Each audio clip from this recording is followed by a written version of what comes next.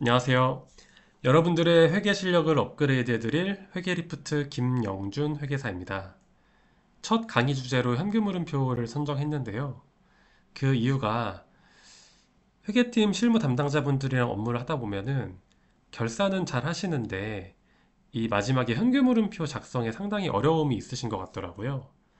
그래서 이 투룸값 띄우려고 늦게까지 야근도 많이 하시고 아예 현금흐름표를 포기하시고 자료를 주시는 분들도 계시고 그러다 보니까 뭔가 가장 좀 효과를 볼 만한 내용이 뭐가 있을까 고민했을 때 아무래도 현금흐름표인 것 같아서 첫 강의 주제로 선정을 하였습니다. 현금흐름표에 대한 좀 기본 개념과 그리고 현업에서 어떻게 작성을 하면 되는지 작성 실무에 대해서 한번 말씀을 드리려고 합니다. 일단은 이 화면에 보이는 현금흐름표가 많이 보시던 현금흐름표 양식인데요. 이게 회사 담당자분들이 그냥 임의로 현금흐름표를 작성하는 것은 아니고요. 이렇게 영업활동과 투자활동, 재무활동 이 세 가지 금액을 합산한 게 현금 변동분이고 기초연금에 이 현금 변동분을 반영을 해서 기말 현금을 도출해내고 이 기말 현금이 재무상태표에 있는 기말 현금과 일치하는지 검증까지 하는 것이 현금흐름표의 기본 양식인데요. 이 기본 양식은 기준서에 그대로 기재가 되어 있습니다. 그래서 먼저 한번 기준서를 보고 가도록 하겠습니다. 일반기업 회계기준서 제2장 재무제표의 작성과 표시 부분에서 이 문단 59를 보시면은 현금흐름표의 기본 구조라고 기재가 되어 있습니다. 같이 한번 볼까요? 현금흐름표는 영업활동으로 인한 현금흐름, 투자활동 현금흐름, 재무활동으로 인한 현금흐름으로 구분하여 표시하고 이에다가 기초의 현금을 가산해서 기말의 현금을 산출하는 형식으로 표시한다. 이렇게 딱 명시가 되어 있죠. 그렇기 때문에 저희는 이 현금의 변동분에 대해서 영업, 투자, 재무로 구분을 해서 공시를 해야 됩니다. 네. 그러면은 이 영업활동, 투자활동, 재무활동에 대해서 좀 어떤 식으로 저희가 작성을 해야 되느냐라고 보면은 일단 영업활동 같은 경우는 거의 99%의 회사가 간접법으로 작성을 하고 있습니다. 그리고 투자활동과 재무활동은 직접법으로 작성을 하고 있고요. 영업활동 같은 경우에 꼭 간접법으로 작성을 해야 되는 것은 아니나 대부분 실무상 편의를 위해서 직접법이 아닌 간접법으로 작성을 하고 있고요. 이 내용도 기준서에 기재가 되어 있습니다. 기준서를 같이 보시면요. 기준서의 영업활동으로 인한 현금흐름 부분에서 영업활동으로 인한 표시 방법 문단 63번을 보시면은 영업활동으로 인한 현금흐름은 직접법 또는 간접법으로 표시한다라고 기재가 되어 있고 거의 99%가 간접법으로 표시를 하고 있습니다. 그래서 문단 65번의 간접법을 보시면은 간접법이라 함은 당기순이익에 현금의 유출이 없는 비용 등을 가산하고 현금의 유입이 없는 수익 등을 차감하며 영업활동으로 인한 자산부채의 변동을 가감하여 표시하는 방법을 말한다. 이렇게 명시가 되어 있는데요. 그렇기 때문에 현금흐름표를 보시면은 당기순이익에다가 비용을 가산하고 수익을 차감하고요. 그리고 자산부채의 변동을 가감을 해서 영업활동의 현금흐름을 도출해내게 됩니다. 이 부분까지는 아마 알고는 계실 거예요. 근데 이게 실질적으로 어떻게 작동을 하는지에 대해서까지 이해를 다 하고 계신 분은 그렇게 많지 않다고 생각이 듭니다.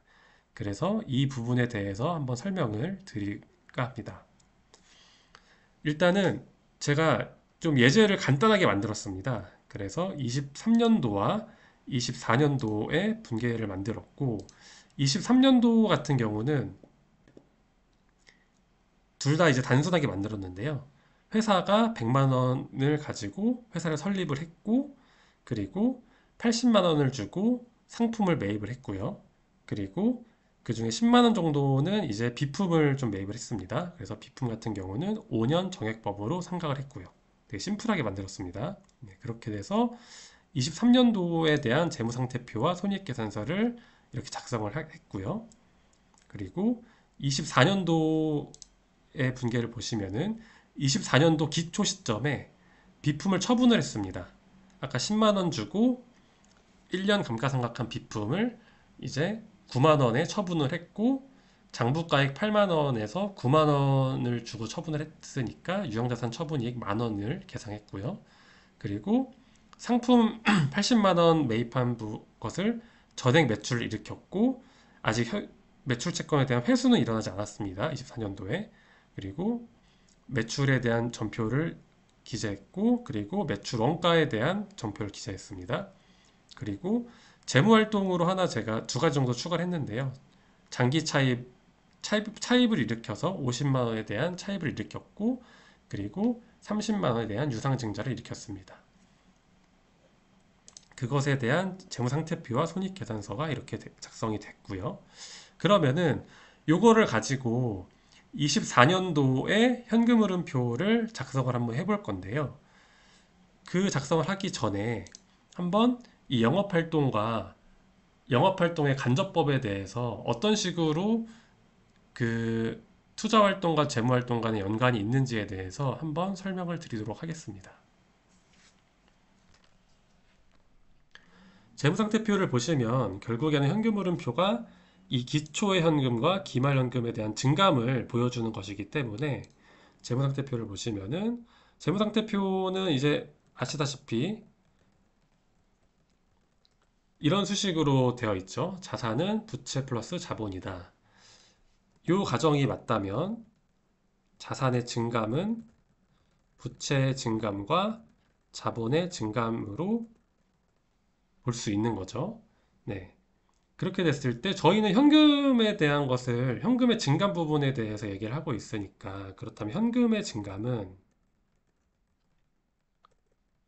부채의 증감에서 자본의 증감을 더하고 그리고 현금 외의 자산의 증감을 차감하면 현금의 증감을 알 수 있겠죠. 네. 그러면 이 부분에 대해서 결국에 현금의 증감을 기준서 문구대로라면 영업활동과 투자활동과 재무활동으로 구분하여 표시하라는 것이고 투자활동과 재무활동은 직접법으로 표시를 하고 영업활동은 실무적으로 직접법이 상당히 번거로우니 간접법으로 표시를 많이 하고 있다. 인데요. 결국에는 이 부채의 증감과 자본의 증감과 현금 외의 자산의 증감에 차감한 것을 영업활동, 투자활동, 재무활동으로 보여주는 것이고요. 그렇게 됐을 때 하나씩 한번 제가 보도록 하겠습니다. 먼저 부채의 증감 부분인데요.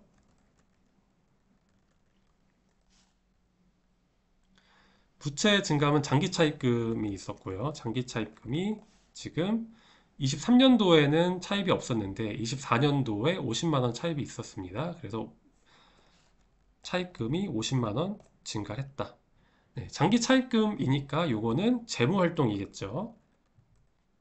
네, 그리고 자본의 증감을 보시면 자본의 증감은 이제 자본금이 늘었고 그리고 이익잉여금이 증가했습니다. 자본금은 24년도에 이제 유상증자가 있었으니까요. 30만 원. 요것도 재무활동으로 볼 수 있습니다.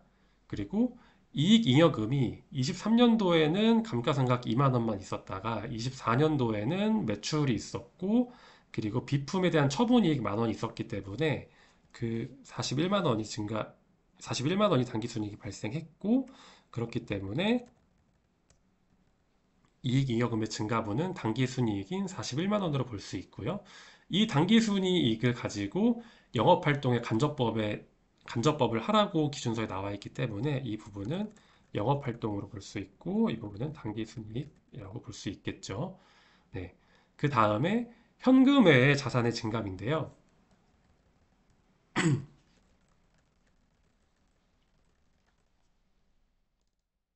현금 외의 자산의 증감의 경우에는 매출 채권이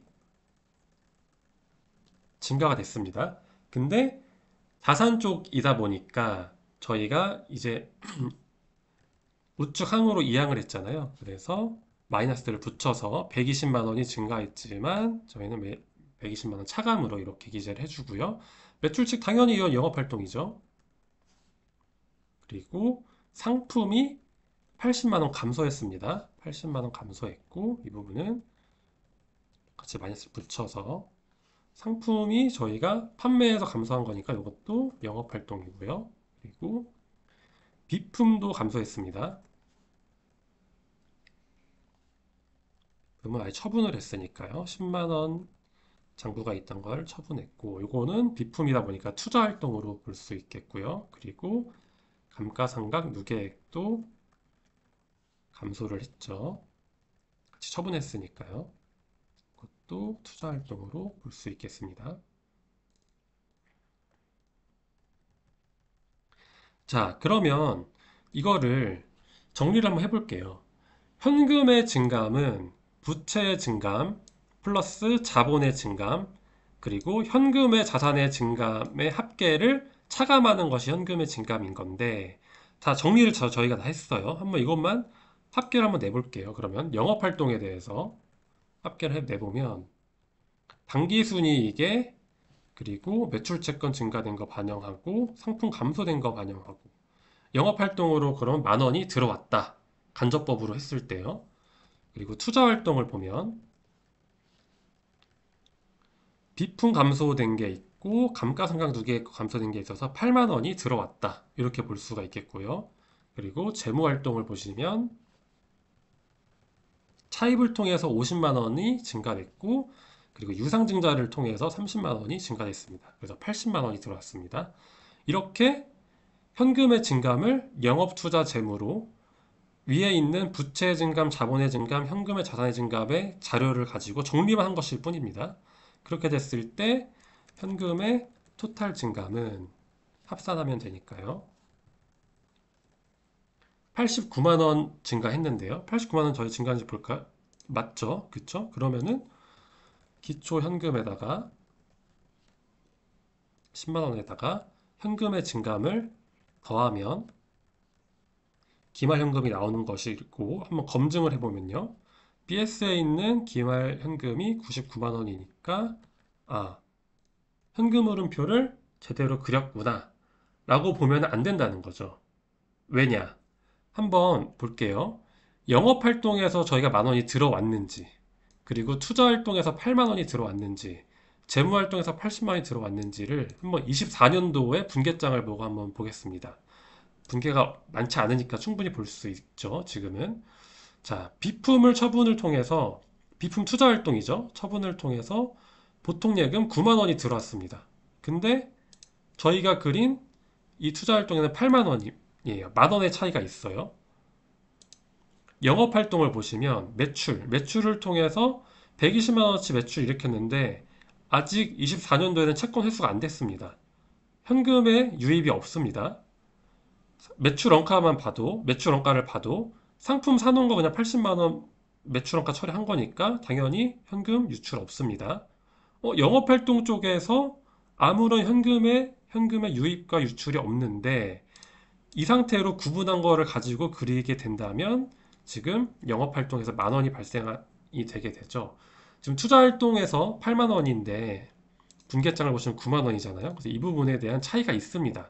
그렇기 때문에 영업활동을 간접법으로 작성할 때에는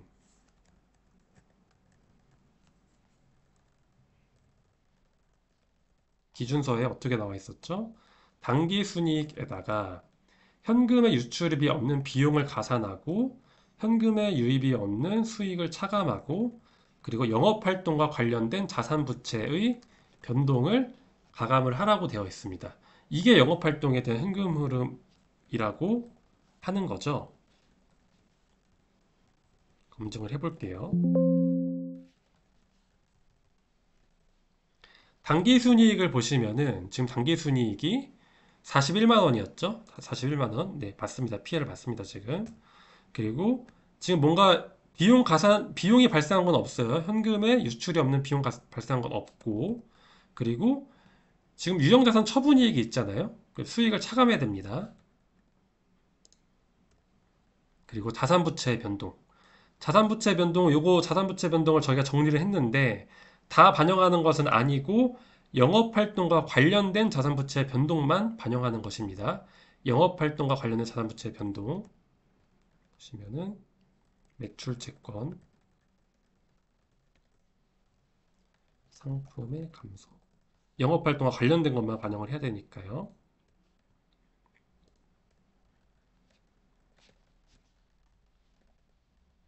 이렇게 됐을 때 영업활동으로 인한 현금 흐름이 0이 나오죠. 그쵸? 지금 분기점 보시면 영업 매출을 통해서 현금 유입이 없고 상품 매입분은 23년도에 다 현금을 지급했으니까 당연히 없을 테고요. 그쵸? 그래서 영업활동에 대한 현금 흐름이 0입니다. 이렇기 때문에 기준서에서 얘기했던 이 간접법이라 함은 당기순이익에 현금에 유출 없는 비용 가산, 현금에 유입 없는 수익 차감, 그리고 영업활동으로 인한 자산부채 변동 가감을 표시하는 방법이라고 이렇게 나와 있는 것이고요. 그것을 아주 단순한 예제를 통해서 한번 보여드린 것입니다. 그러면 영업활동 해결됐습니다. 그러면 영업활동 해결됐는데 투자활동에 대한 차이가 있잖아요. 결국에는 처음에 말씀드린 것처럼 투자활동과 재무활동은 직접법이다. 이게 무슨 의미냐? 직접적으로 투자활동을 통해서 현금이 유입 또는 유출된 금액을 직접적으로 기재를 해라 라는 얘기인 거죠. 지금 이 비품의 감소와 감가상각 누계, 이 비품 처분을 통해서 발생한 이 장부가액을 적으라는 것이 아니고 실제로 비품 처분을 통해서 얼마가 들어왔니? 9만 원이 들어왔으니까 저희는 여기다가 이제 9만 원을 기재를 했어야 되는 것이고요. 영업활동은 저희가 수정해서 이렇게 기재를 했어야 되는 거죠. 그래서 보시면은 현금의 증감은 똑같습니다. 89만 원. 보여주는 것에 대한 차이인 거죠. 영업활동이 적절한지, 투자활동이 적절한지, 재무활동이 적절한지에 대해서 보여줌의 차이가 있는 거고, 표시의 차이가 있는 것이고요. 그 표시를 정확하게 하기 위해서는 영업활동의 간접법에 대한 이해, 그리고 그것에 가감이 되고 차감이 되는 항목들이 이 투자활동과 재무활동과 어떻게 연계가 되어 있는지에 대한 이해가 먼저 필요한 것이기 때문에 설명을 드린 것이었고요. 이 부분에 대한 이해가 됐으면 뒤로 넘어가셔서 결국에는 저희는 이 공시용 현금흐름표를 작성을 해야 합니다. 이 공시용 현금흐름표 작성을 하기 위해서는 저처럼 지금 제가 만든 예제는 상당히 이 전표 자체가 적기 때문에 이렇게 하나하나 뜯어가면서 갈 수 있지만 실제로 회사의 거래는 전표 라인이 상당히 많지 않습니까? 그래서 이런 방식으로 작성하는 것은 당연히 무리가 있고 실제로 이제 실무에서 어떻게 작성을 하냐면요. 이 현금 흐름 정산표라는 것을 그리게 됩니다. 가로로 보여주는 정산표를 그리게 되고 이 정산표를 잘 그리게 된다면 이 공시용 현금 흐름표는 정산표의 숫자를 가져올 뿐입니다. 지금 일단 제가 다 그려놨는데요. 보시면은 이 CF 정산표 다 물려 있습니다. 숫자가. 단순히 가져오는 것일 뿐이에요. 그렇기 때문에 이 현금 흐름표 정산표를 그릴 줄만 알면 이 가로 현금 흐름표를 그릴 줄만 알면은 공시용 현금 흐름표가 자동적으로 작성이 될 수 있다라는 것이고요. 결국에는 이 정산표를 어떻게 그리면 되냐? 이 정산표를 어떻게 그리면 되는지에 대해서는 다음 영상에서 설명을 드리도록 하겠습니다. 감사합니다.